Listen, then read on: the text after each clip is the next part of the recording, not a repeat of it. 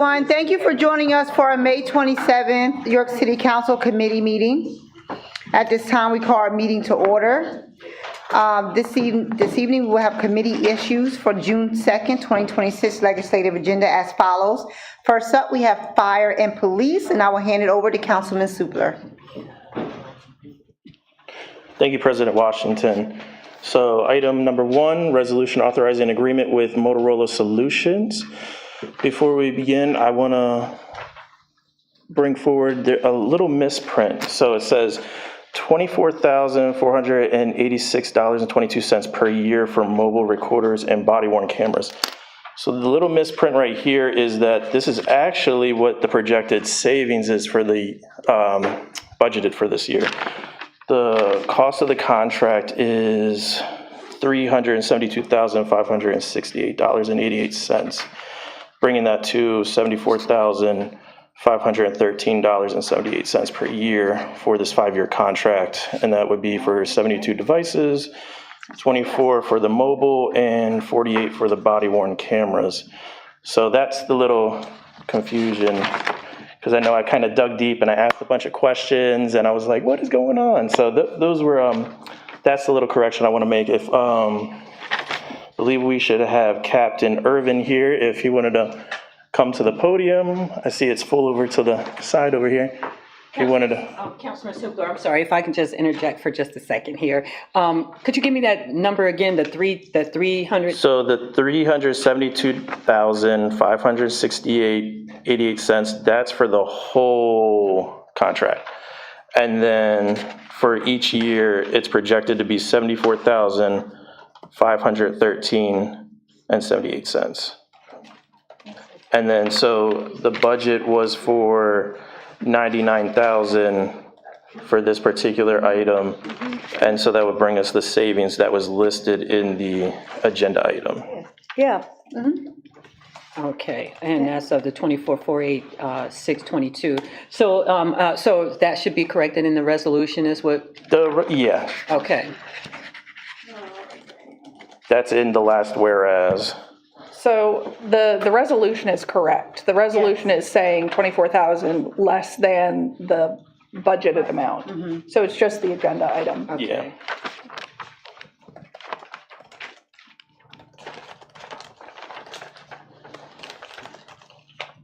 Whenever Clerk Thompson's ready, then you can. Oh, I'm sorry. You're waiting for me. I'm ready. Well, hey, good evening. Thanks for having me.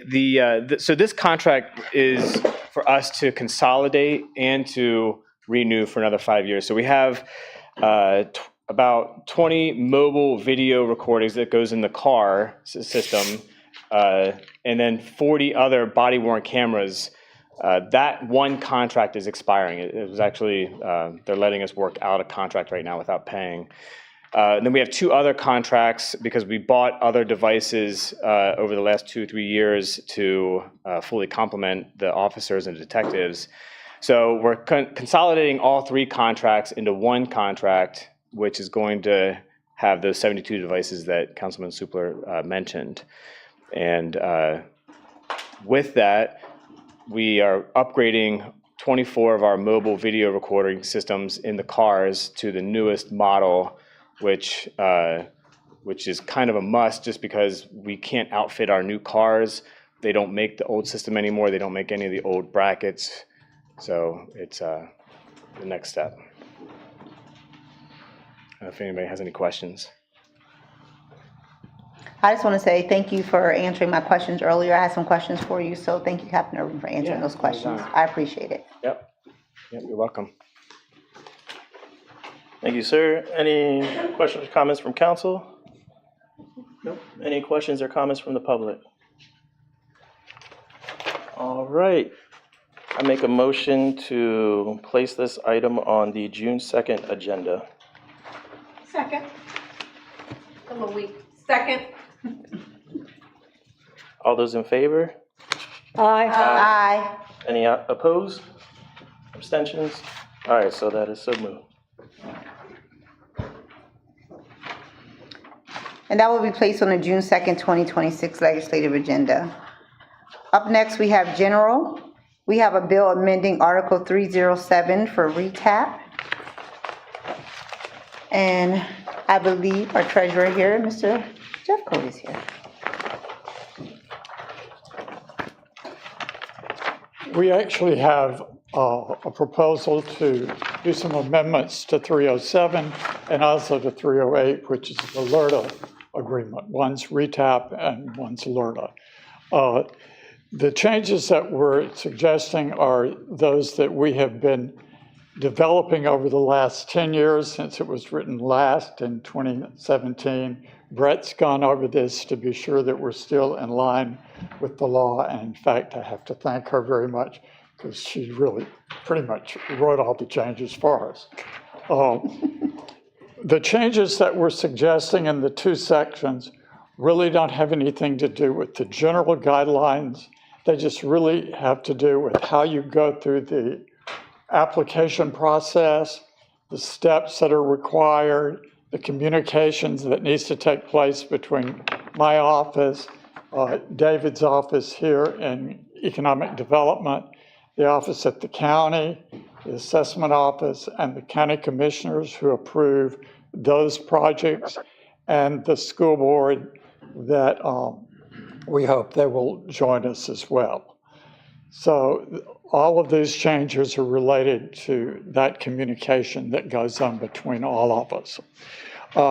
You can see they address very specific things. The first one was just about a deadline once they apply for their permits, that they actually tell us that they've applied for the permits, and we don't find out sometime months later when people come in and going, oh, well, I filled this in and I gave it to permits and they filed it, and we just never find out about it. We do have a checklist that's part of the application procedure that mentions each step that they need to take.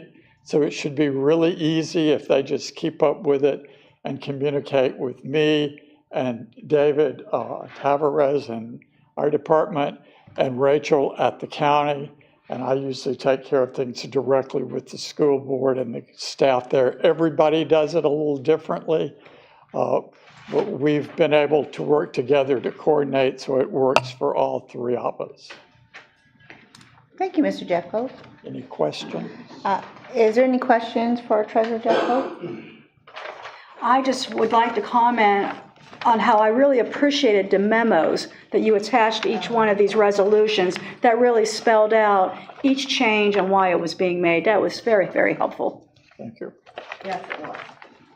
And thank you for answering my questions as well earlier. I appreciate that. Is there any questions or comments from the public regarding this matter?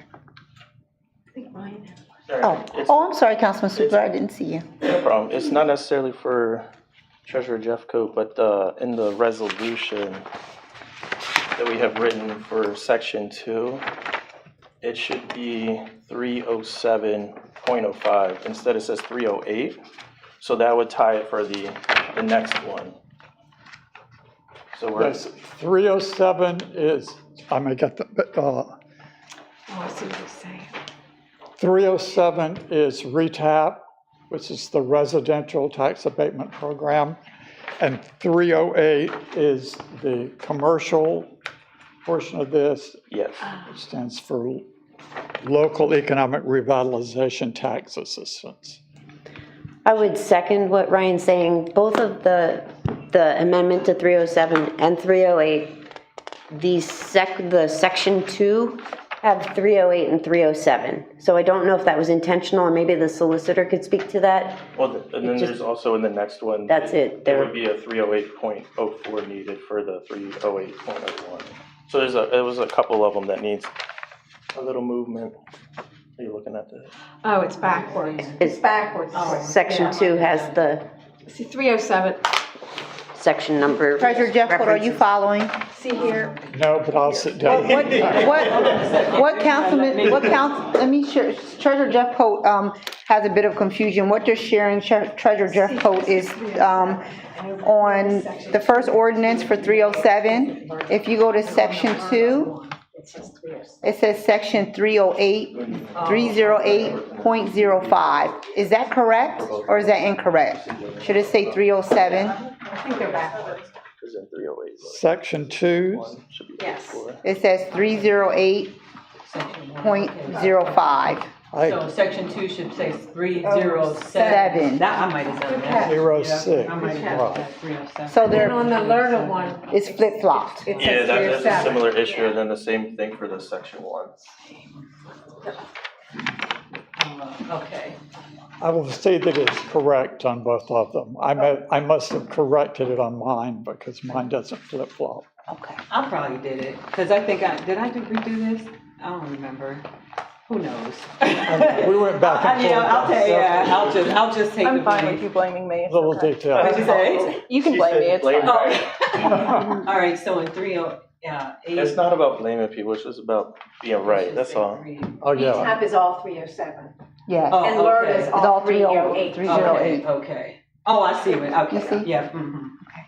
Thank you, Councilman Supler. No problem. And while we're talking about little things, I know that under local economic revitalization tax program, LERTA, it says dwelling improvements incentives. These aren't dwelling improvements, these are commercial. And I'm sure that was just because the two of them were parallel all the way, but that word is wrong and we'll surely try to get it changed and corrected. Would you say where that is again? I'm sorry. Yeah, on the local economic revitalization, Article 308, you'll see in the first whereas, it says dwelling improvements incentive program. Right. It should say commercial. Oh, I see it now. It's correct on the other one. Commercial incentive. Okay. Thanks. So you just need you just need an amendment to, I mean, you just need me to change that, right? Yeah. And so it should say commercial, right? Commercial, yep. For 308. But we didn't get there yet. Yeah, we didn't get there yet. Yep, we're still on 307. So make the corrections.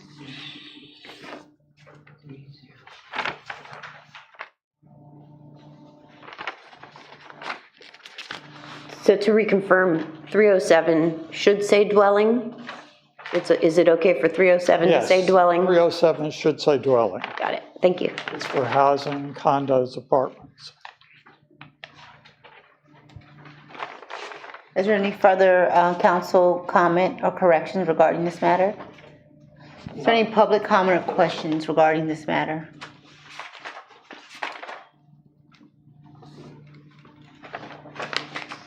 So everyone in favor of the bill amending Article 307 being on our June 2nd, 2026 legislative agenda? Aye. Second. Oh, All in favor? aye. Anyone opposed? Anyone abstaining? That moves forward to be placed on our legislative agenda on June 2nd, 2026. Up next, we have bill amending Article 305 LERTA, and Treasurer Jeff Coat already gave us a thorough explanation regarding that as well. Is there any comments or questions from council regarding this matter? Yes, so for the section 1, where it says 308.01, that should be 308.04. Because 01 for this one would be the definitions, 04 would get into the procedures. And then like we said earlier about the section 2, that should be 308.06. Say it again, I'm sorry. So for the section 1, that should be 308.04. Section 130.3. Yeah. Okay. It's just that one place? And then the last one, section 2, where it says 307.06, that should be 308.06. Okay, got that. And then, of course, Treasurer Jeff Coates said about dwelling to commercial in the Yep, got first that one. whereas. Yep, thank you, good catches. Thank you, Councilman Supler. Yep. Is there any further council comment or questions? So I have a bill amending Article 308 for LERTA to be placed on our legislative agenda for June 2nd, 2026. Is there a second? Yes, second. All in favor? Aye. Aye. Anyone opposed? Anyone abstaining? That moves forward to be placed on our legislative agenda for June 2nd, 2026. Up next, we have Economic and Community Development, and I will hand it over to Councilwoman Janescu. Thank you. We have before us some to approve grants and expenditures for the City Health Bureau. These programs include a Healthy Moms and Healthy Babies, Personal Responsibility Education Program, Plans of Safe Care, Immunization Program, HIV Prevention Program, Family Planning Program, STD testing, and Public Health Preparedness. I remain amazed by the breadth and the depth of the work our City Health Bureau does every day, and that so much of this is, funded through grants. And we have Director Kruger here if you'd like to talk about this a little bit.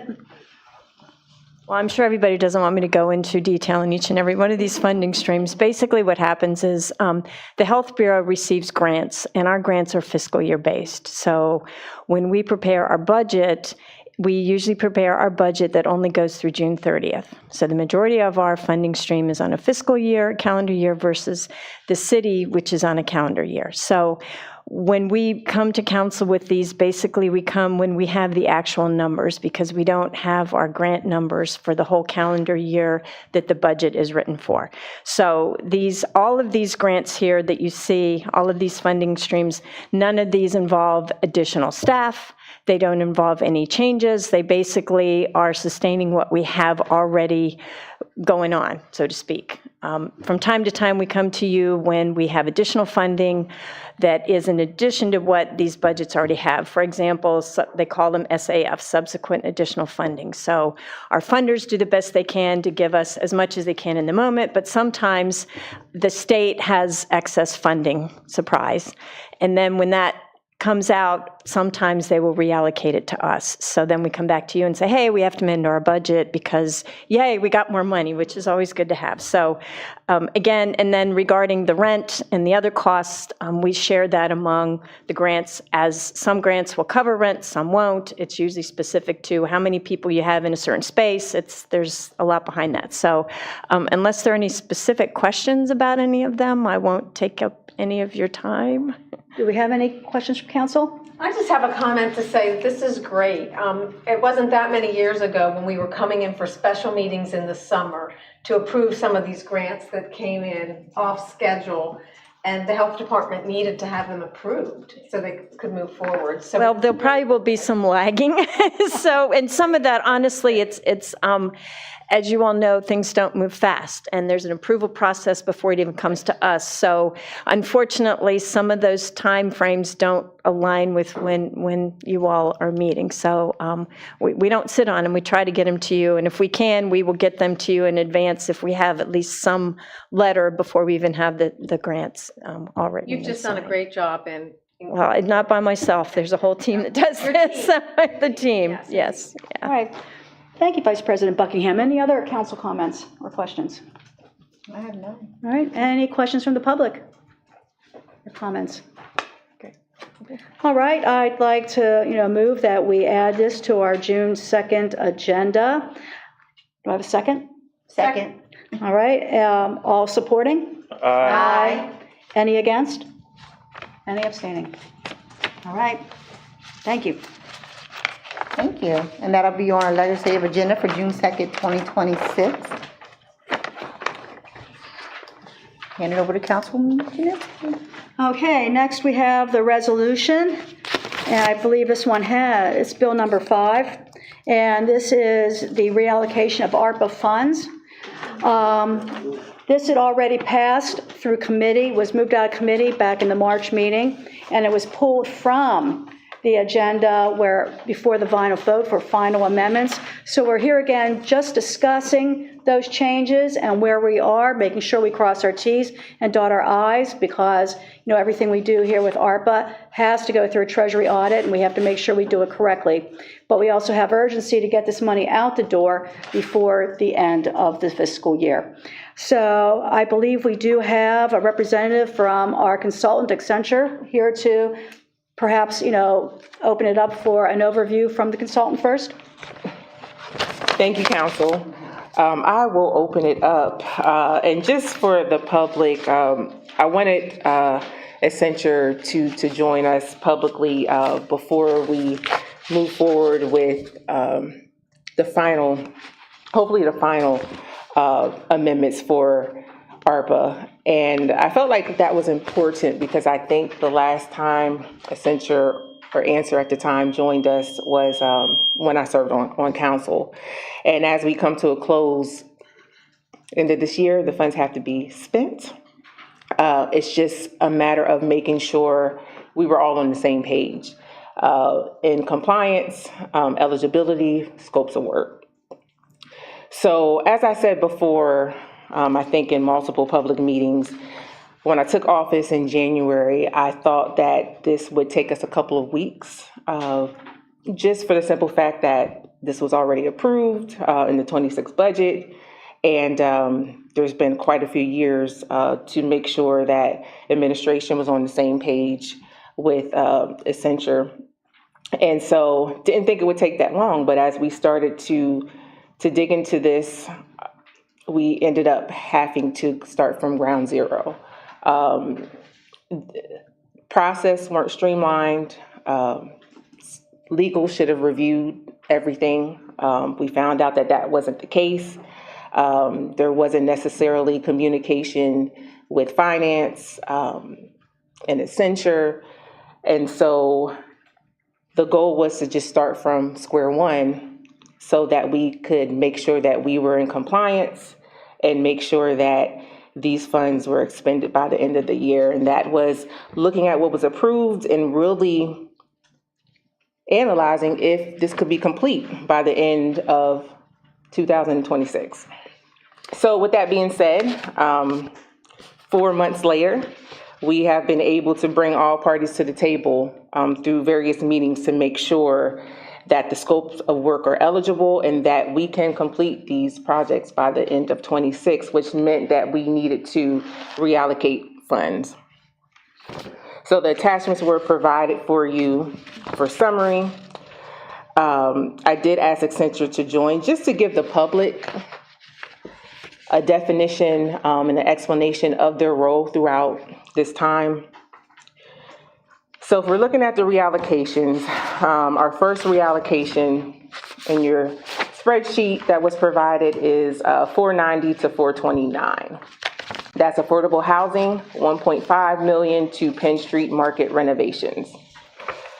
The Penn Street Market renovations will include masonry repair, window replacement, door replacements, electrical repair, plumbing repair, fire suppression, and alarm and safety equipment installation. Penn Street has been an outstanding item for quite some time. Did we get some music, some entertainment? And so with that being said, there was already an allocation for funding, but with the lack of movement with the project, of course, with COVID, as you know, prices have doubled and even tripled. So to do some of the basic renovations, we decided to reallocate additional funding.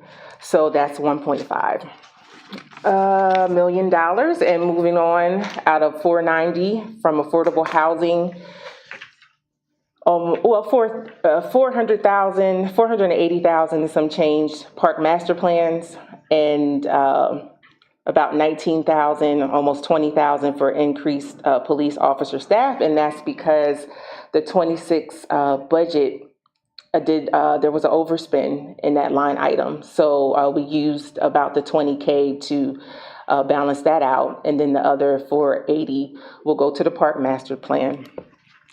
And that's, of course, for the design improvements and recreational infrastructure for our city parks. And that includes Bance Park, Arles Park, I think 2 additional parks, Hudson Park and Bance, and Kiwanis. I know we throw Farker Park in there too. The next line item is affordable housing again, and that's 100K going towards increased police officer staffing.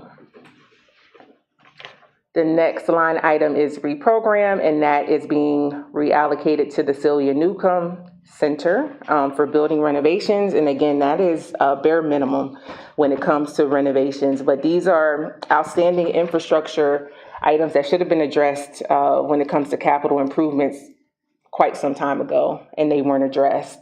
So it's either do something now with the funding or hit our taxpayers later. Infrastructure's there, and they haven't been addressed when it comes to improvements. So that will be $954,000, almost $955,000. Next line, City of York, the grants development. That was an item that was approved by council a couple of years ago, and that funding was not going to be spent, so it was recommended to reallocate that. Going to go to improvements here in City Hall. I'm sure you've seen quite a few emails when it comes to issues that have happened with City Hall. And then generators, there was an overspend for the generators as well, $25K, so that's the $250,000. First-time home buyers program, $191,000 is going to be reallocated to increase police officer staff. That program just is not eligible when it comes to the timeline of those funds being spent. The staffing's not there. We've tried all different programs, outreaches to see if someone could take it on, and just wasn't feasible. So we're reallocating that to police officer staff. Telepolicing, same thing. You'll get the same pretty much description. If the funds were not eligible or we could not spend them by the end of this year, we reallocated it to police officer staff and salary. Same thing with emergency housing, impacted veterans. There was $250K that went towards the acquisition, and another $250 couldn't be reallocated by the end of the year. Victim notification program, same thing. Thaxton Park wasn't even started, so that wasn't feasible. Princess Street Center, of course, you know that doesn't even have the necessary paperwork to even move forward, so we had to reallocate that. Affordable housing development, some small items that were remaining, and so we allocated that towards, or we're looking to reallocate that towards police salaries.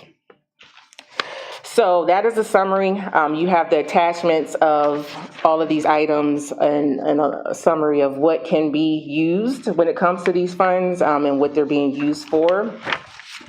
So at this time, I will turn it over to Accenture, and they can explain. I think it might be Lisa, I don't know if Jennifer's on. They can explain just the role that they've helped us with over these past 4 or so years, and what they've been able to do with our administration. And I can chime in too under our new administration and the extra work we've had to put in. So I will turn it over to Accenture to explain their role. Good evening, everyone. Can you hear me clearly? Yes. Yes, good evening. Awesome. I'm Lisa Rainey. I am joined by my colleague Jennifer Maldonado. We are with Accenture, formerly Answer Advisory, and we are the city's ARPA consultants. Many of you know of us, many of you don't. So as the mayor has asked, we'd like to explain our role as the ARPA consultant. What we do for the city is provide objective and independent guidance on ARPA compliance requirements. That means eligibility, eligible use determinations, obligation requirements, reporting considerations, and other applicable federal requirements under ARPA. We do want to make clear that our involvement is expressly limited to the provision of ARPA program guidance. It should not ever be construed as advocating for or against any policy, budgetary, or funding allocation decisions. All of those remain solely within the city's discretion. So when the city comes, when they have an idea for a project, they bring it to us. They provide what we call a project description form. We review that description, the scope of work, against ARPA guidelines, and we provide them with an eligibility statement that says that, yes, this scope of work is eligible under this particular ARPA expenditure category. That's how they determine eligibility. We also, again, we advise them on obligation requirements, the city had to meet the obligation deadline of December 31st, 2024. They had to have all of their ARPA funds obligated at that time. They did that. And now, as we are nearing the expenditure deadline, which is the end of this year, if the city doesn't spend all of their ARPA funds, they will be returned to Treasury. Nobody, I'm sure, wants to give any of these funds back. So we have worked with them to review the remaining funds, the projects that have funds remaining, what could be reallocated, and that's how we got here. Thank you, Mayor, for having us tonight. Thank you for joining us. We can open it up to any questions you might have. Do members of council have questions? I have none. Go ahead. Okay. Councilwoman Buck. Is this specific, it's just in general, right? This is, okay. Thank you to Accenture for that explanation, and curious now about your eligibility statements regarding the reallocation to the projects on this resolution. And I was hoping also that we would have a slightly expanded worksheet that would help us track what was originally obligated per project, what the addition or subtraction is, the expenses to date, the balance, and then see what was remained to be allocated. But we'll work with what we have. I don't know if there is an updated spend down report. And let me start with, I do have this in writing, Diana, if you want it. We are fortunate that the mayor and president of council had the benefit of being on council in 2021 when the ARPA funds were received, when the plan for its use was developed, and when the expert consultants were hired. That experience should help us be comfortable with their plan for reallocation. We're also fortunate that Mayor Helfrich welcomed Mayor Walker into meetings in mid-2025 to hear discussion of the status of the ARPA projects. We did not receive much in the way of I'm sorry. written reports. Who No? told you that? In the EO meetings, you were in attendance with us? For Accenture, for the ARPA? I wasn't in any meetings last year when it comes to ARPA. Oh, okay. Well, And ARPA was approved in 2022. okay. Okay. All right. Council has had to ask for copies of the quarterly ARPA reports. I have a pending request for the first quarter ARPA report of 2026, so that we can see the written status and expenses to date, since the dashboard for the public was discontinued a year or two ago. Other than the quarterly ARPA report, we don't have a regular way to learn the status of the projects. I have learned that there are regular meetings with the ARPA consultants and administration, and that council, 2 members of council have been invited to participate in those.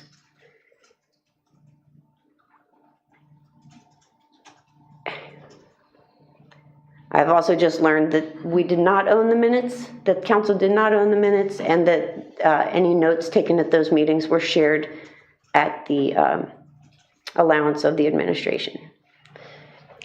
I'm sorry. Yeah. What are you saying? I'm just saying that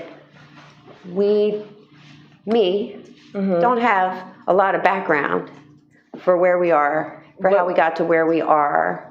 But when you're talking about meeting minutes, what meeting minutes were not provided from administration?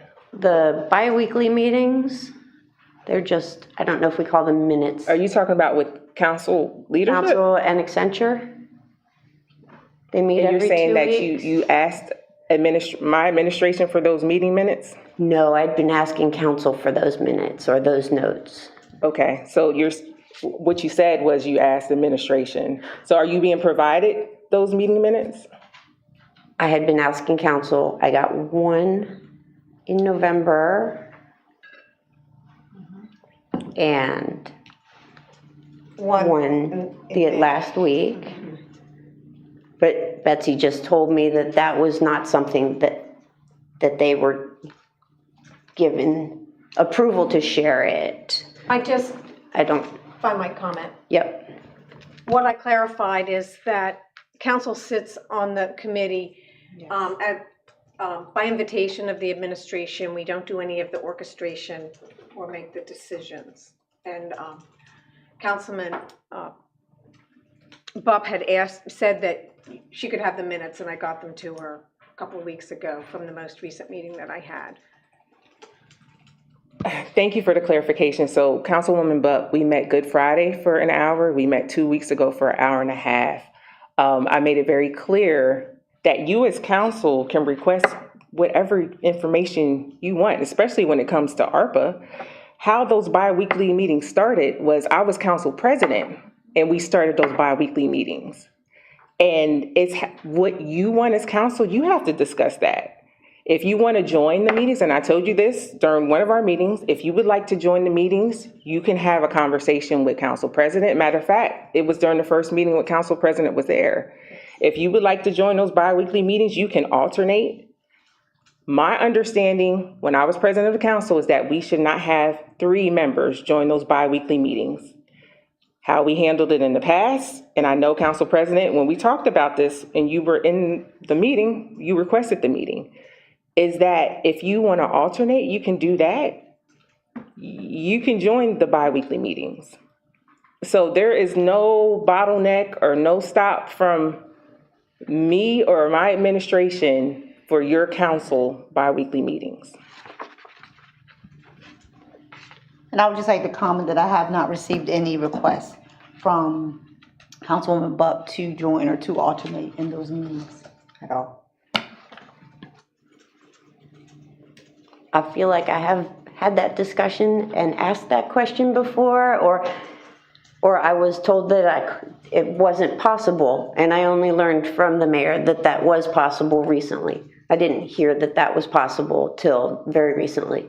So I would be happy to participate. Sure. And I'm sure we talked about that. yep.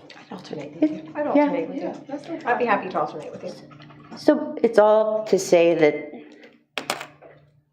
I've had to learn a lot this year. There's been a lot over the past 2 years that we didn't feel like we had full information. So we are where we are and trying to make a decision about where we're going. And we all want to spend the money before the end of the year, and we want to do it within the requirements. And I do appreciate the meetings and that you're open to allowing additional people to participate in the ARPA Accenture meetings. I appreciate that.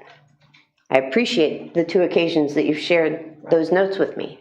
I appreciate that. I would like us to share them with all of council, if that's something so that all of council is aware of what's going on with the ARP funding. We all have the same goal, spend the funds so that none has to be returned. However, the risk is that if we spend it outside of the rules, the city would have to pay it back. And I think everybody knows that. That's been repeated. There are some specific questions that the public has posed to me and possibly some other members of council.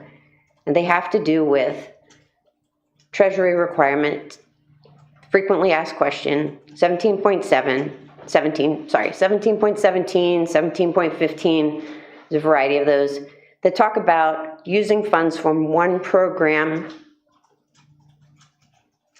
category and moving them into another program category.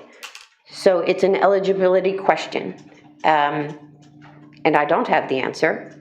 And I'm glad that Accenture is on the call, and perhaps they are prepared to speak to the eligibility question of moving affordable housing funds over to police use. And I'll leave it at that for now and see if they could speak to that. Would you like, I can clarify. I think what Councilwoman Bupp is referring to is a sort of, you could almost call it a whistleblower post that went public, that was sent to all members of council, and it left me with questions. Now, don't get me wrong, I support, allocations to every cause that's on that list. My concern is crossing our T's and dotting our I's. What this, person or individual or group, I don't know, but what alerted me is that they seem to have knowledge, very accurate knowledge of emails that have transpired, conversations from meetings, all of which were the same ones that I was included in. So I thought, okay, this is familiar. I want to make sure that we're doing our due diligence. All right, so one of the big questions, is about the compliance, the continuity, and let me find a correct term here. All right, scope continuity and the substantially similar in scope. And that would apply very specifically to the, I think there was a change from, it was 3 million in affordable housing, it was 2.5 million. I'm assuming that maybe they found that some money had been expended towards that. But can we change the allocation and put housing money towards parks? Can we put housing money to police? Can we put housing money to Penn Market? And, I received questions as well about these. Saying with the police, concern is we've always ARPA allocations have gone to the police in the past, but does this particular allocation constitute a new obligation that's not approved? And my question would be with that, is that for new police officers, or is it actually just replacing general funds that support our police department? The bottom line is that we want to make sure that we're we're in compliance with the Treasury Department. We don't want to spend this money and then come back and have to pay it back. I don't know if there would be penalties involved, but I would like to hear Accenture, confirm whether we are compliant with that scope of continuity and that similar in scope with these particular reallocations of money. Specifically to the scope similarity, that I'm sorry, would apply. is this, if you could just identify yourself when you speak, is it? Oh, I'm so is it sorry. Lisa? That's okay. Yes, this is Lisa Rainey, yes. Specific to the scope continuity, that would apply had the housing program had a legitimate, valid contract with the contractor. I'm sure that either the mayor or Solicitor Flower can talk in depth about that whole process that they went through to try and get that program off the ground. However, it never resulted in an agreement with the contractor. Therefore, that money is not tied to that scope. That's why it can be reallocated outside of that expense category.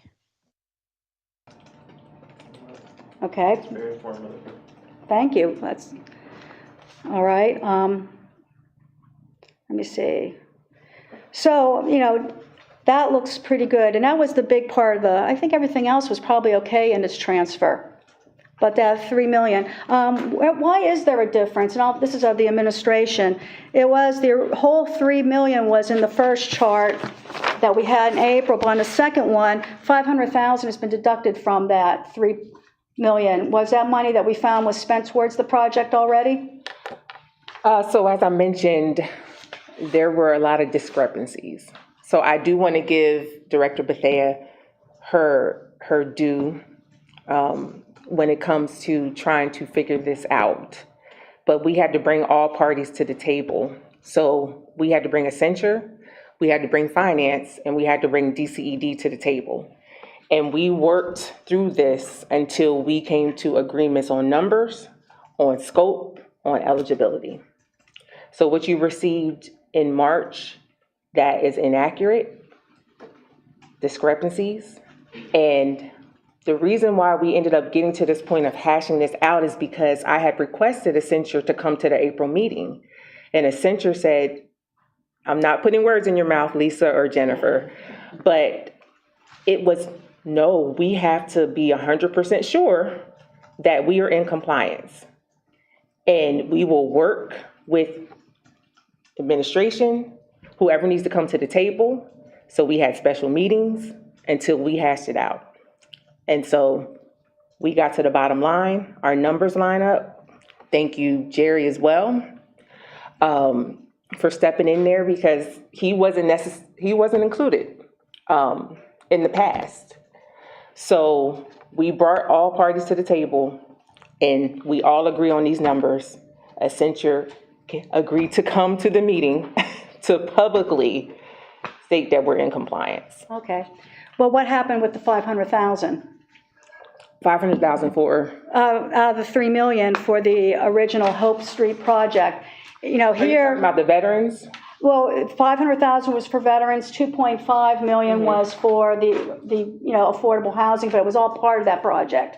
And in the first chart, the entire 3 million is accounted for, the 2.5 and the 500,000. But on the new chart, the 500,000's dropped, and I was wondering just what happened to that. Most likely a discrepancy. So council approved the 26 budget, but do you know the numbers you approved? Can I add?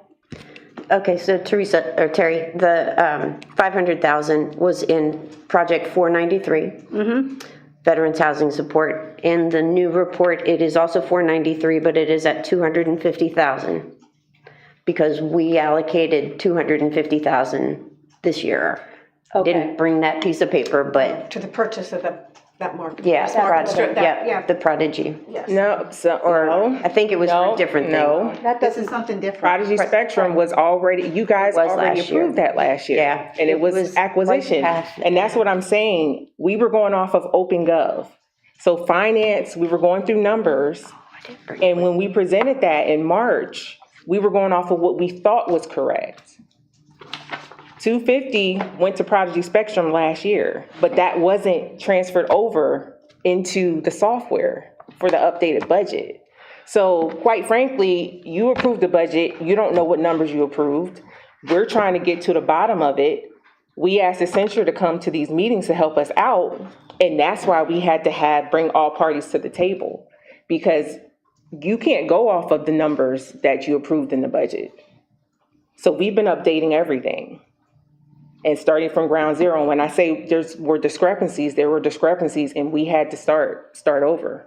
And that was bringing the solicitor to the table, reviewing all the paperwork to make sure that we had what we needed, bringing Accenture, letting us know what was eligible and what wasn't.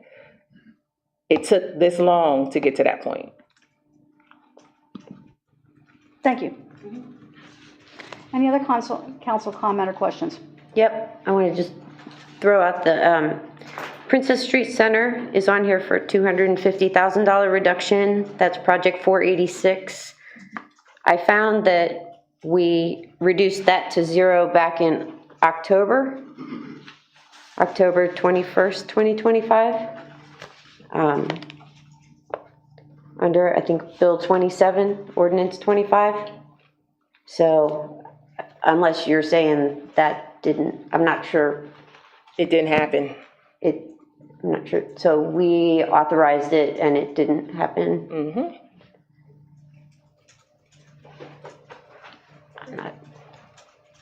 I don't think it's in the 2026 budget. So, It was there. okay. All right, thanks.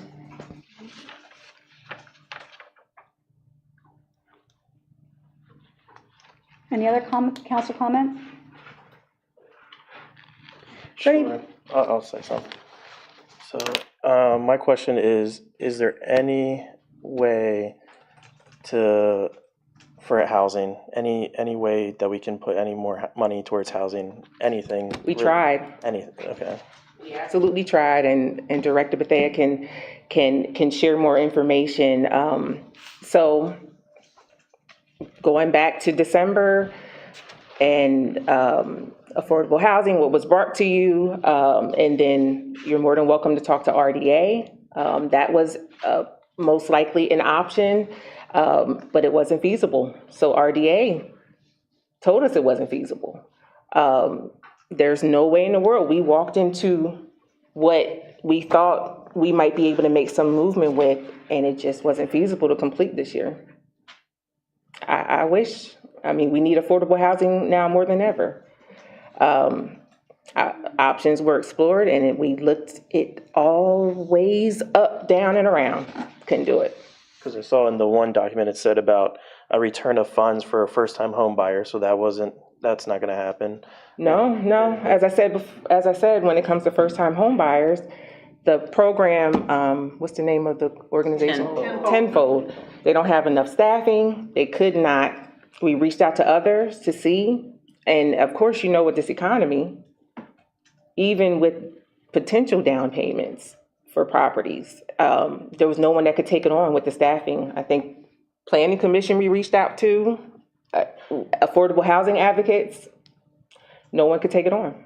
And then building other houses, like for the one project that Councilwoman Janeski brought up, so there's no other project that we can look into in construction of any kind. What project? Okay, and then the other one is. No, what project? Oh, I'm just trying to run through the list of. He's thinking about the Hope Street, the townhouses. Of anything that we could possibly do. So then, the other one is for senior rehab. Is there any way that we can maybe expand upon that we have? Can we maybe increase the amount? So once you approve, we'll see how it goes. I mean, that's $400,000, and we're looking at probably around 35 or 40 senior homeowners, up to 10K.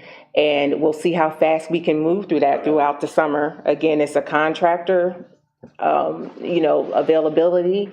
And if we get through the 40, we will come to you. And if we have additional funding that needs to be reallocated, we'll ask for an amendment to help some more senior homeowners. Okay, and then in the council summary ARPA reallocation request, it has the proposed reallocation supports several key initiatives. And then the one bullet point says emergency housing and homeless shelter support. And I'm just kind of, where would that be at in the overall document? Yeah, it's like,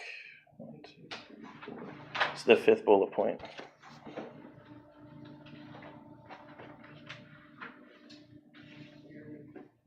Oh, that's just the scope. Okay. So for the line, that's just the label.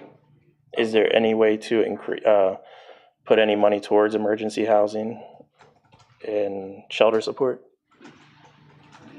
So that would be ones that we already reallocated to, and they have to spend the money that they were already awarded.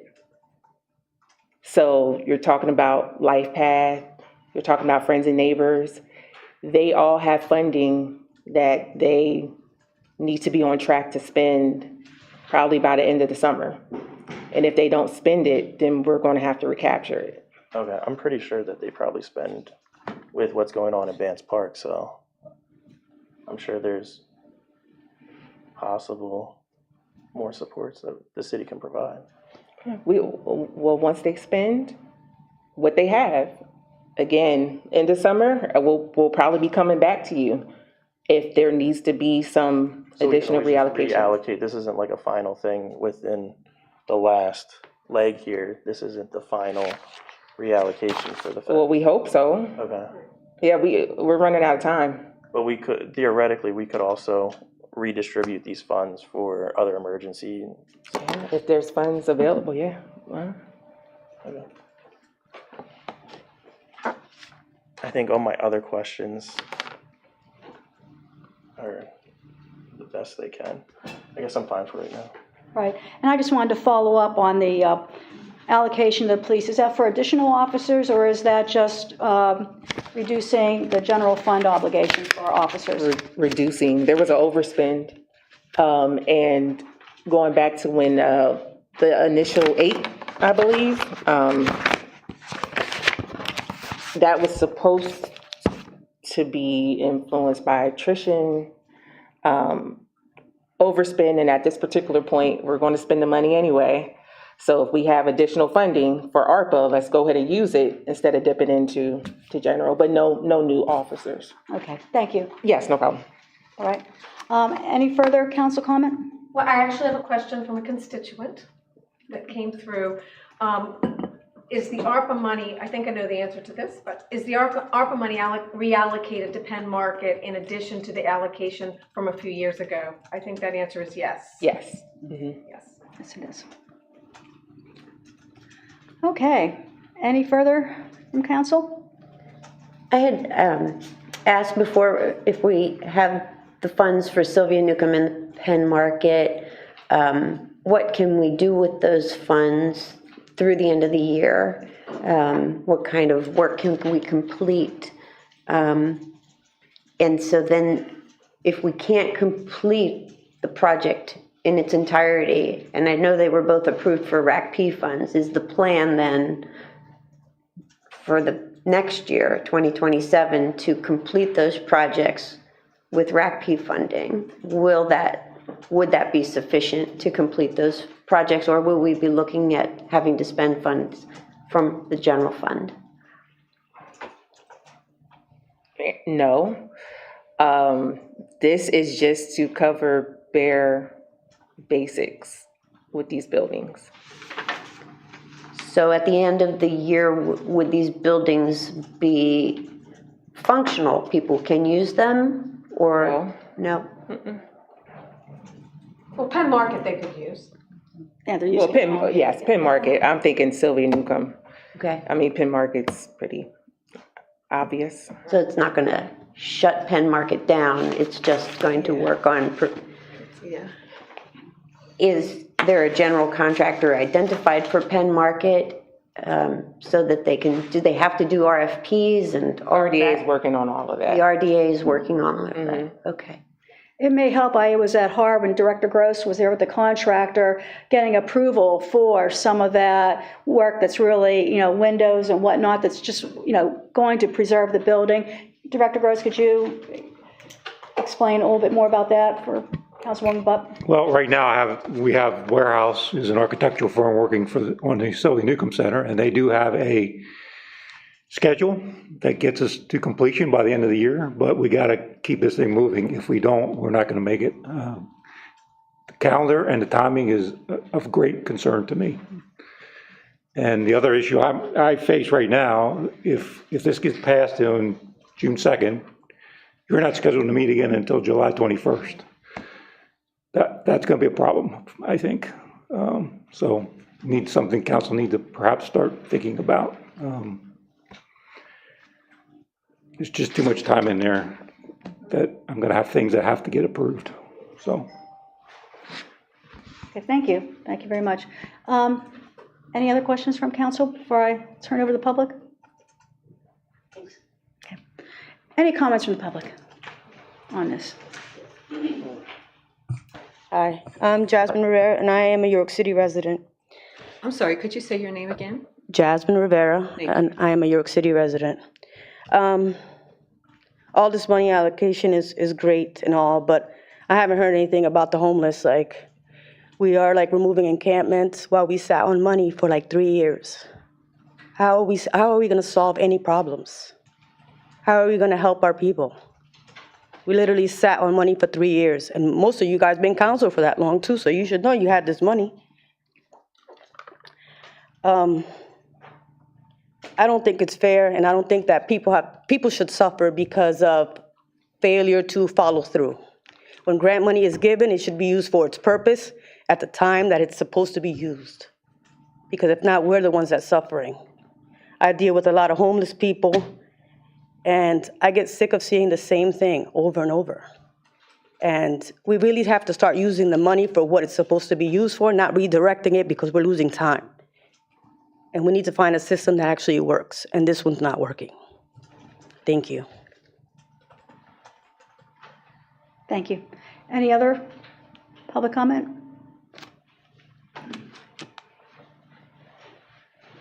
Hello, I'm Brian Gooden, York City resident, founder of the Mars Project. I just want to kind of like just talk about. So I was listening to Ryan, you know, and the thing is, sometimes would our community feel impacted by, or just this money is going to something else, right? And a lot of people was talking about the fair housing. Um, I kind of want to talk about fair housing, but I don't really think it has anything to do with money. I just feel like sometimes when we take one thing away from something that's important to us, maybe we should try to find some proactive ways to supplement or add something else. So I wrote this a while ago, but most of our conversations around housing deal with property conditions, blight, and landlord accountability. And while those are important, they only address what happens after someone moves in. Um, so, but I want to talk about what happens before that, the process of simply trying to secure a place to live.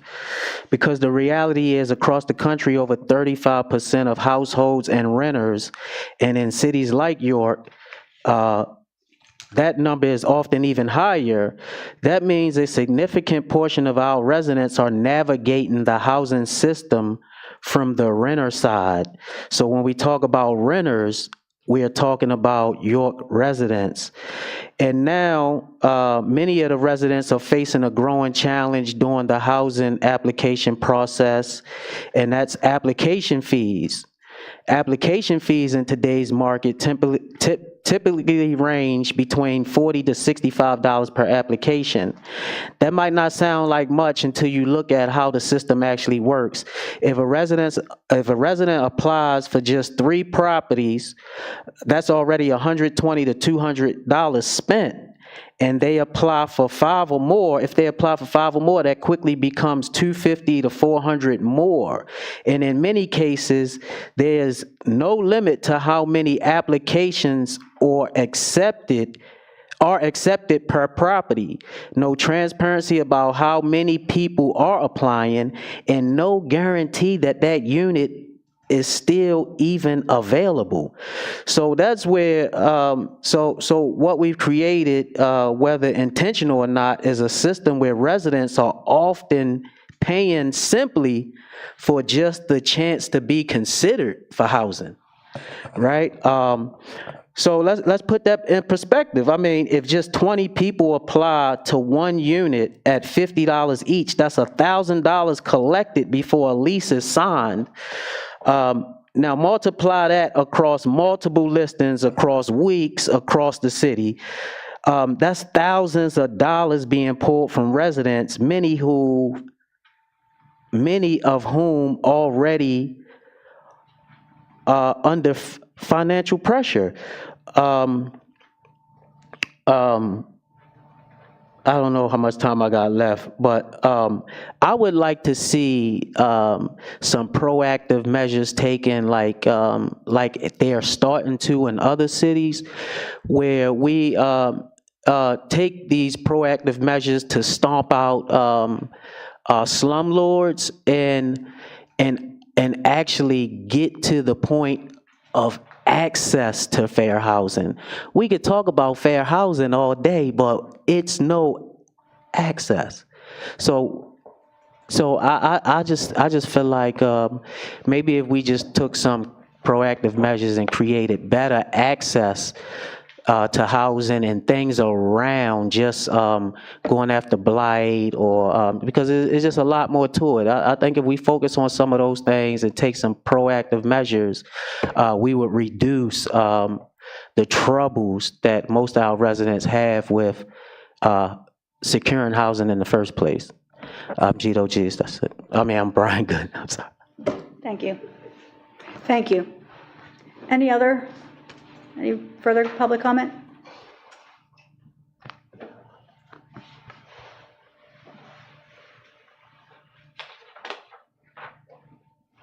Dodge that booby trap. Manuel Gomez, still the city of York, always a privilege to be here. First things first, there's one liable party here.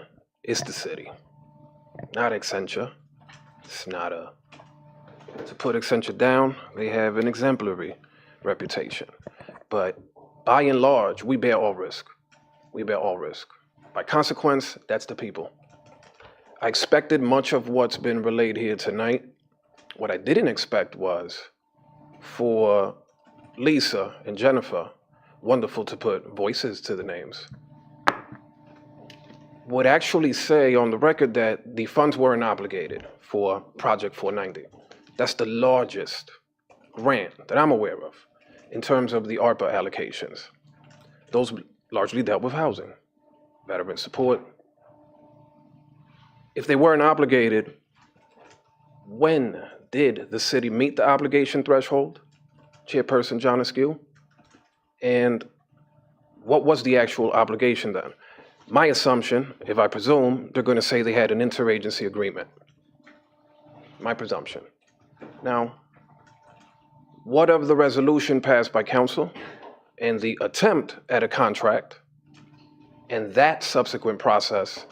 Because those of you behind that desk should very well know, not this incoming administration, because the mayor herself was not party to a lot of what happened. Not this administration. That would be preposterous to lay that burden on them specifically, as it deals with that track of activity. But we knew there were deficiencies with that project, 490, way back in 2024. And Chairperson John Askew, I would like for some sort of statement on the record as to when we may have met that obligation. When did that scope of obligation then become locked? If it wasn't at the point where council resolved Resolution 49, whatever it was, I'm going off of memory as I'm apt to do, then at what point did we meet the obligation? My thing largely revolves around, it's a personal thing, more of a critique, how we went from housing focus to policing. Of course, that's going to be a hot button issue, naturally, particularly in a place like the city of York, because of, again, who bears the burden among us on both sides of that equation.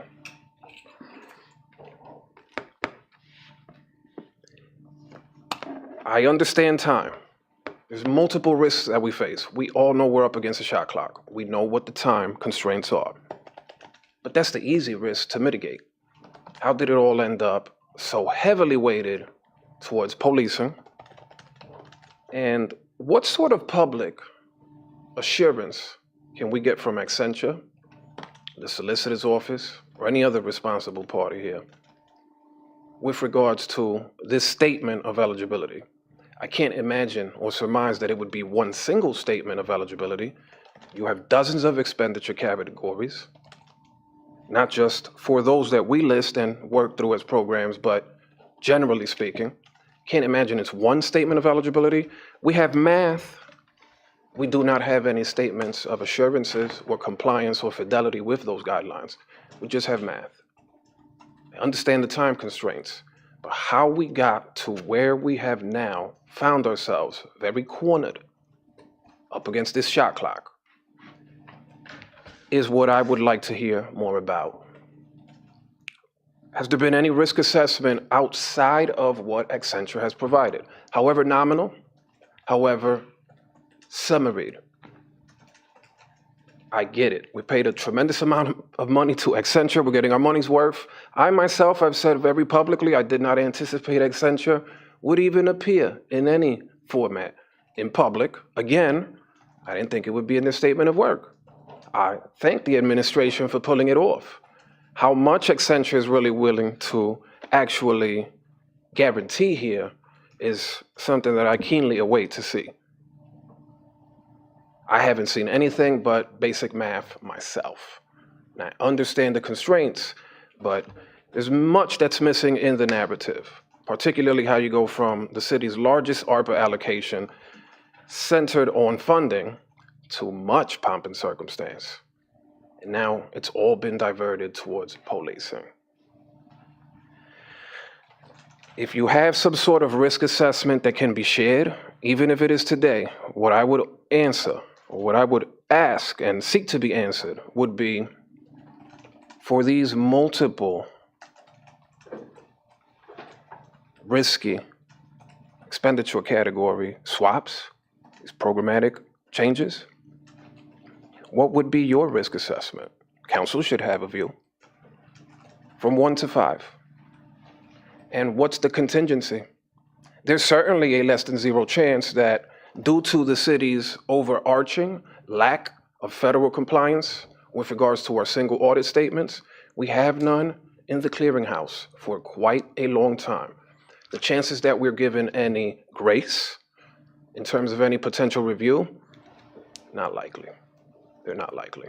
We'd want to be as airtight as possible. I'll leave it there. There's really no reason to belabor this much more than that. Please, whatever questions you may answer today, on the record, I would implore you to please do so. I don't think we have many good options, not that these are not wonderful programs and reasons to allocate your funding, but it's quite the dramatic shift to go from housing to policing in such a weighted fashion. That's before you even delve into the guidelines and the fidelity thereof, or lack, who knows? But I would love to hear more about those potential risks and what do you guys think, and particularly the legal and compliance basis for each one, because all we have are summaries, but under each of those summaries should have some basis for the justification. They touched on some, but it was merely glossed over. Thank you. Thank you. Okay, again, I want to thank Accenture for being here. Oh, Mayor Walker, would you like to? Yeah, just for clarity, there's only, out of affordable housing, there's only 100K that's going to increase police officers.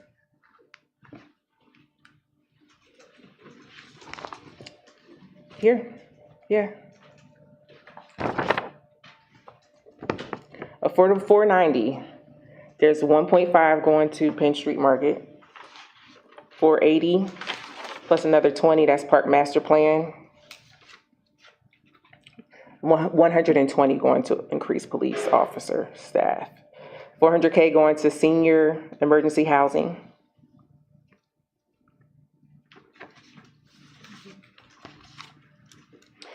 Most of these are coming from probably about 3 or 4 line items for scope of work is coming from what would fall under work through the police department.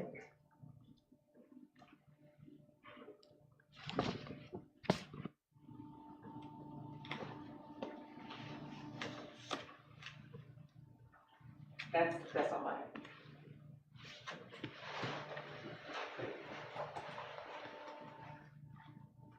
have. Manuel Gomez.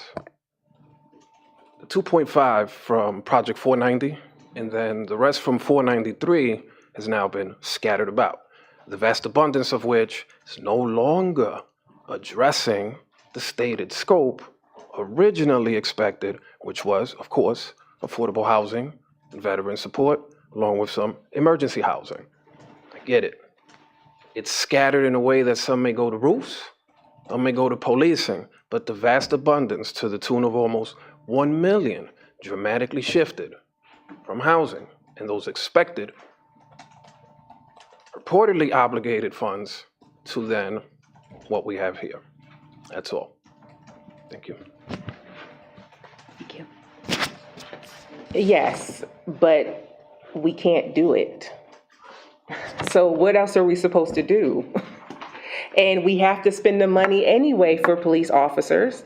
When it comes to, we ran it through Accenture, it has to be eligible. Police department provided the most recent gun violence statistics. Either we're going to use it or we'll pull from general fund.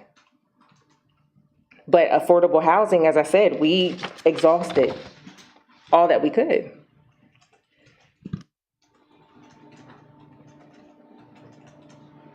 Thank you, Mayor. Thank you. Okay, any? That's one question. I got one question for the, one last question for Accenture. So just for all the recapture and the reallocation of all the items, does this comply with the guidelines, and is the narratives and will this be audit defensible? This is Lisa Rainey again from Accenture. Yes, these moves are compliant. I can speak directly to the question about obligation. Yes, the city did meet the obligation deadline via the internal agency MOU, which is specifically allowed in Treasury's FAQ 17.6. That's how that obligation was met. However, once the funds were obligated and no enforceable development agreement was executed with the contractor requiring payment, the funds then had to be returned from DECD, which was the awardee under the MOU, returned, which is what they're doing, to the city, who is now asking you to reallocate those funds.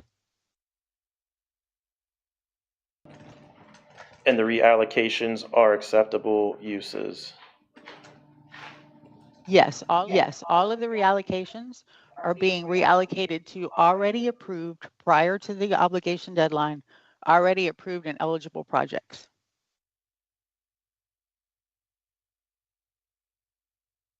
We can then reallocate these for another use. You can if you have time. I mean, yes, you can reallocate them. If you have money left, you can reallocate. The city has the deadline of December 31st, 2026 to spend them. The suggested deadline on last minute reallocation. That's where we come in. So, I mean, our goal is not to be in that situation. That's why we're trying to get this Here approved. to this point, so I mean, like, this is where I'm we're not, at. what are you talking about? Like, we're already at this point to have a whole discussion with the community saying, oh, do we not want to do this or do that? Like, that's where we are. What are you talking about? So where we get to the point where we might be reallocating We again. won't know. There's different scopes of work. That's why I'm asking. There's different scopes of work. So that's why you have a bi-weekly council meeting. So you get the updates, and we'll continue to let you know if we're on track. But there is not there's not a date that we can give you. So why can't I ask the consultant? Because the consultant doesn't do the day-to-day work. We She do. didn't even answer the question. That's not a question she can answer. That's why she just went over her scope of work. Are you there? So we can keep you posted, but they can't give you a deadline. I'm asking for a possible recommended or suggested, like, we don't know. And we What can't. is like the absolute? We can't give you that recommended or suggested deadline. As the mayor stated, every project has a different scope of work and different timelines. So we can't say, oh, if you haven't spent your money by this date, you need to reallocate. We're not in a decision-making position. That is solely up to the city. And quite frankly, you as council, a council member should know that.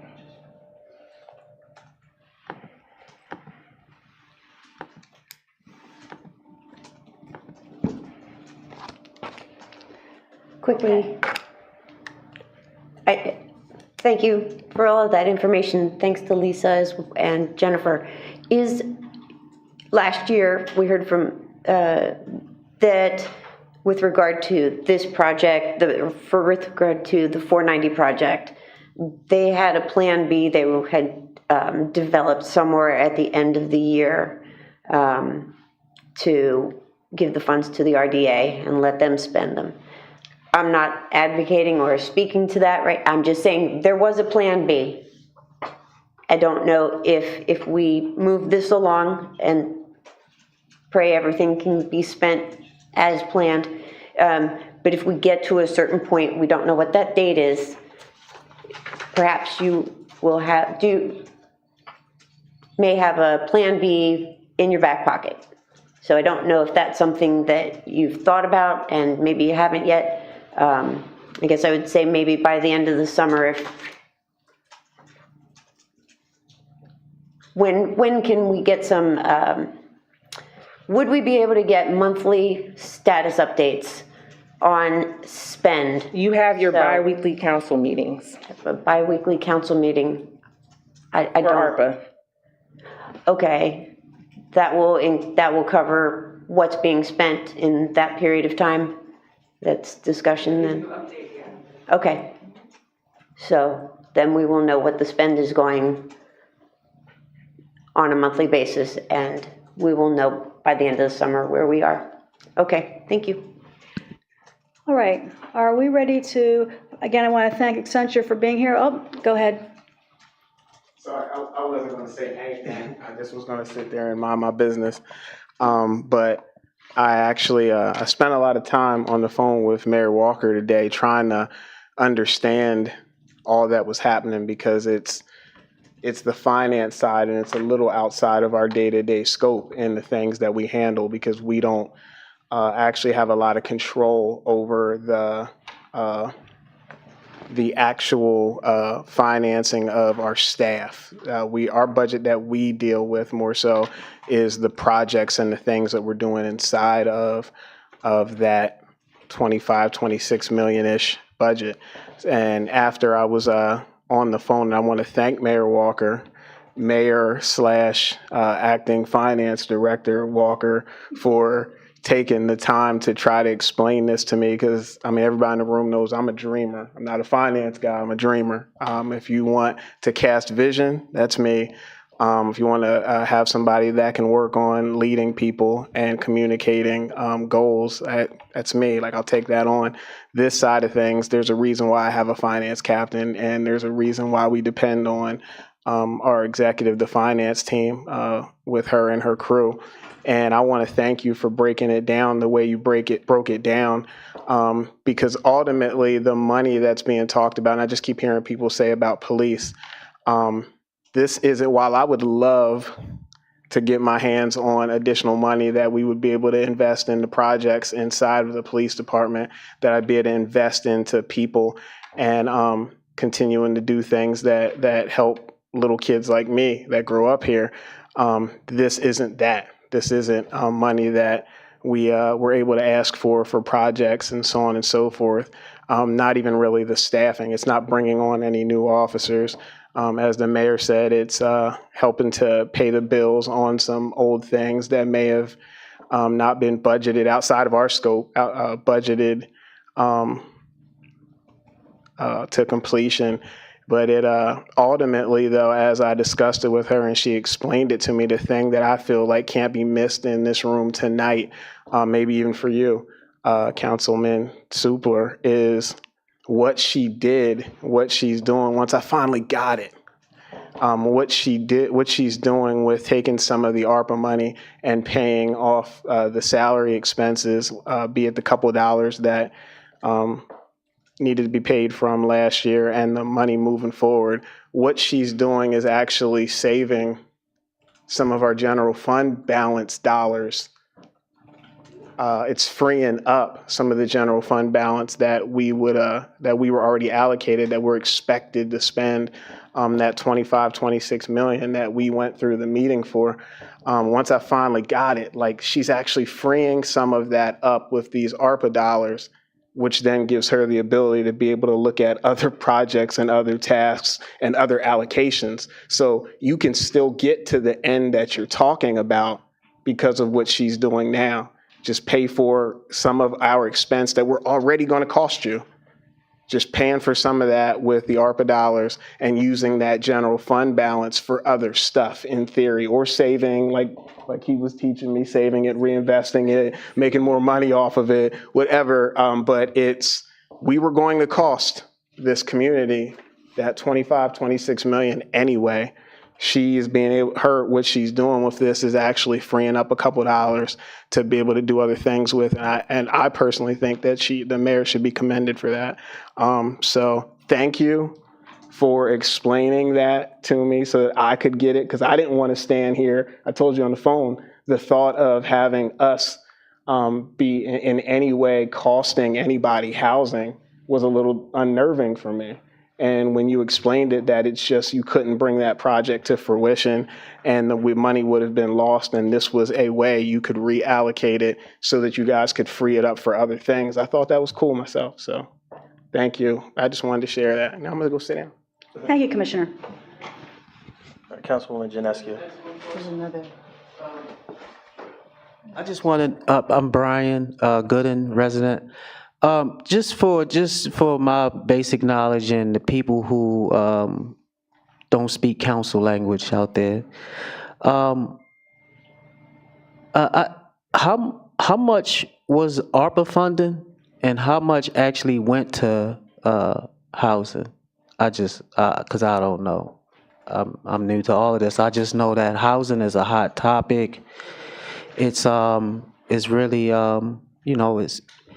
is a problem in the community, and we are fighting a lot of homelessness right now. Our somebody posted earlier, one of our shelters or the one of the SAL or something ran out of men's shoes for the first time. So we have a large housing crisis and homelessness crisis. How much money did we get for ARPA, and how much actually went to housing or fair housing or whatever you want to call it? Do we know? I don't know offhand, but I also know that the DECD uses CBG and home dollars to help with the housing project. And that'd probably be a conversation. Director Harvey Bethune has all those statistics, but probably not with her now. But there is other money that goes towards housing. And I would just like to add that through the whole pandemic, there were millions of dollars that went to rental assistance that was funneled, not necessarily through the city, but was through federal dollars that went through CPC that went on for years. And it was millions. So, I mean, there have been money, and monies came to the city, monies came to the county, monies came to groups like CPC that a lot of money did go to housing. And we all know that housing costs went up unrealistically during COVID, yeah. And then you can also go on the city council website. The ARPA recommendation plan is there. And thanks to Clerk Thompson, she has kept it up to date. Interactive links you can click for each amendment, each transfer that was approved by council. Okay, any other comment? Yeah, for Accenture, are there? I'm still on public. Oh, I'm sorry. With a comment. I didn't. And just a Michael Walker resident, just a point of clarification here. I want to give Council President Edwina Washington the credit where credit is due last year at the budget. Because what was happening year after year were budgets that weren't prepared correctly, that weren't readable. And last year, I believe the statement was what City Council had to approve or was forced to approve were numbers that were questionable. Now, with that in place, my statement or my issue is, and it goes beyond this, but I'm going to focus on this, is that City Council has the fiduciary responsibility for this information. This information is actually specifically chartered. You're responsible for that. You should know this stuff. And several of these members have been on this city council for 2 years plus. And we're laying at the feet of the administration in less than 6 months what has occurred over 6 to 8 years. And that is something that we need to refocus or actually expose. This is not a new administration's issue. This is an issue that has existed for years. 22 and 23 was when these ARPA funds were initially given. And at this point, was I wrong or 22? And so this is 4 years of City Council having access to this information, and these questions and scrutiny that we're getting now should have been then. And so the urgency is clear, it is necessary, but we also need to be clear that some of this, if we're going to now stress urgency, we also need to take accountability. And that accountability lies on city council as well. And and that is an issue that city council, was forced to deal with. But again, the power with city council is, why did we allow, or city council allow that? And now we're scrutinizing what shouldn't have been allowed 2, 3, 4, 5, 6, 7, 8 years ago.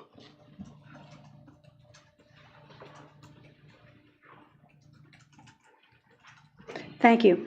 Any further comment?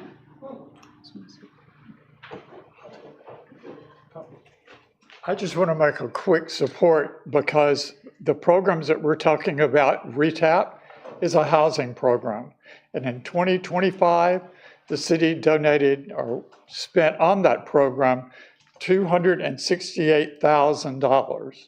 So let's not forget that there is money coming through the city that's going to support the programs, and RETAP is just one of them. Thank you. Councilman Supler, you had a question? Yeah, I had a question for Accenture. Are other communities of similar size and the similar amount that we were given for ARPA and dealing with this recapture, is there other communities that are going through this, or are we kind of like the outlier? This is Lisa Rainey, and I can only speak to the ARPA clients that Jennifer and I deal with. There are other employees with Accenture that have other ARPA clients, but the clients that Jennifer and I specifically deal with, yes, they are having similar struggles. Projects that just don't work, and now they have to find a way to spend the money at the last moment. York is not an outlier. Okay, are we ready to close conversation on this? All right, I'd like to move that we place this resolution on the, well, we don't have to vote on it. That's right, we don't have to vote on this. It's already moved out. It's already moved out. Okay, so. This was just the discussion. Well, thank you for your input. This will be on the ballot with the amendments on June 2nd. Thank you. Thank you, Councilwoman Janescu. Thank you, council members. Thank you, Accenture, for being here. Thank you, Mayor Walker, for you and your team for being here, and our community for commenting on this very important matter this evening. Up next, we have council comment. I don't know if there's any council comment this evening. I would just briefly add that I would request, and I don't know that we get it in the biweekly meeting, if there is more financial reporting related to where we are with ARPA as a whole, so that the public knows that we got $35 million several years ago, and where we are, we had approximately $10 million available for this year. We're reallocating or proposing to reallocate half of that, so that leaves another $5 million that's being spent down. So we'll like to see where we are, so that we know if we're going to have, just because this $5 million is getting reallocated doesn't mean there might not be something with the other $5 million. And maybe we can get something once a month at a council meeting so that it can be shared with the public. And thank you.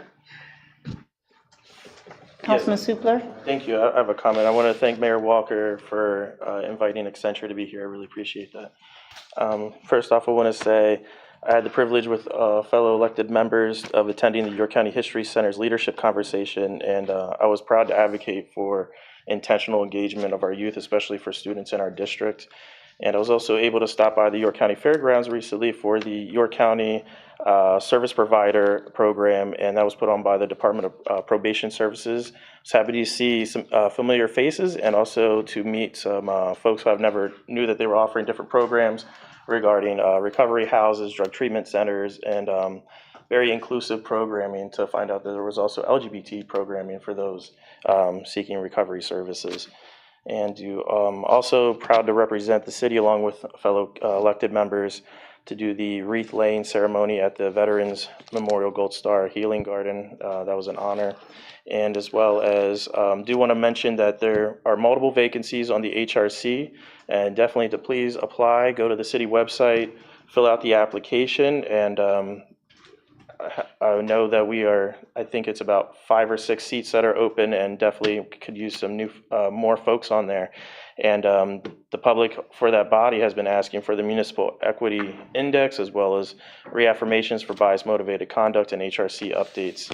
And I was asked to help put this little plug in for the 3rd annual Nays Kids Community Give Back, which is Saturday at Penn Park, May 30th from 12 to 6, and there's going to be free food, face painting, raffles, games, and music. So go ahead on May 30th, 12 to 6, Penn Park. And then I also want to take a moment to acknowledge that there was someone who passed away over at the encampment by Penn Park, or I'm sorry, not Penn, Vance Park, and take the time to acknowledge that, and I want to reinforce that there are services out there. I made copies of shelter supports. They can get meals, showers, hygiene kits, emergency access, and of course, they can also help get people directed to treatment. So that's all I have to say. Thank you. Thank you, Councilman Supler. Is there any further council comment this evening? I would just like to reiterate, as Mayor Walker so eloquently stated, individuals can find out more about our ARPA recommendation plan. It is on the City of York website. You can click on there, and you can click on links to see the reallocations for funding that was reallocated over several years. At this time, is there any administration comment this evening? Thank you for the opportunity to allow Accenture to join. Thank you, Mayor Walker. It's great for them to be here. Up next, our next committee meeting will be September the 23rd, 2026, 6 p.m. here in council chambers. All agenda items are due by 12 noon on September the 16th, 2026, and that is because council will be on our summer recess. At this time, it is 7:36 p.m. and our meeting is adjourned. Everyone have a great evening and even better rest of the week.